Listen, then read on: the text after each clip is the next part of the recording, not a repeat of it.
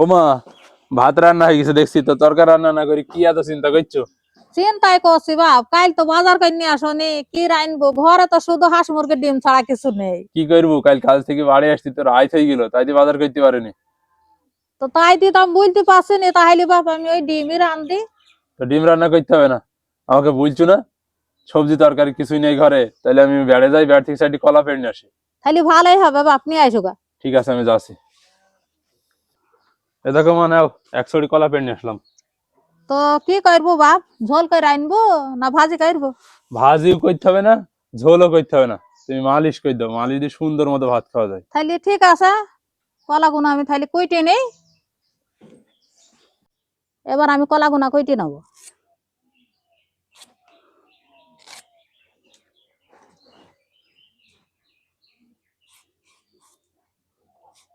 কলা কুইটে ধুই নেওয়া হয়ে গেছে, এবার আমি ভাপ দিনেছি। ভাপ দেওয়ার কারণ হয়েছে যে এই কষটা আছে, কষটা বেরিয়ে গেলে তরকারিটা দেখতে সুন্দর লাগবে, আর না হলে কলার আটায় তরকারি কালো হবে। কলাটা ভাপ দিতে দিয়ে আমি মশলাপাতি বেটে নিছি। তো মশলাপাতি বেটে নিছি, জিরে দিয়ে আর ধইনে দিয়ে। এবার পেঁয়াজ রসুন বেটে নিছি। কলা ভাপ দেওয়া হয়ে গেছে, এবার টুকাই ঢেলে ফেলছে। এই যে দেখছেন কলার কি পরিমাণ আটা বেরিয়েছে। কড়াতে তেল দিয়ে দিয়েছি, এবার আমি মশলাপাতি গুলো দিয়ে সুন্দর করে কষি নেব।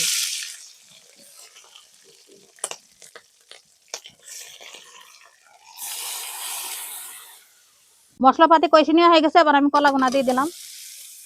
এবার একটু নেড়ে চেড়ে পরিমাণ মতন মো দিয়ে দিলাম। কলা সেদ্ধ হয়ে গেছে, এবার ঘুইটি নেছে।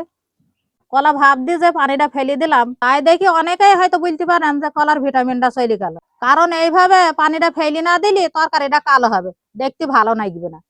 কলা ঘোটা হয়ে গেছে, এবার আমি নামিনি, তেল পেড়ে নেব। তেল পড়ার জন্য কড়াতে তেল দিয়ে দিয়েছি। পেঁয়াজ কুচি দিয়ে দিলাম, রসুন ছেঁচা দিয়ে দিলাম। পেঁয়াজ রসুন লাল হয়ে গেছে, এবার আমি মালিশটা দিয়ে দিলাম। মালিশে তেল পড়া হয়ে গেছে, এবার ভাজা মশলাগুলো ছেটে দিয়ে নামিয়ে নেবো। বিসমিল্লাহ।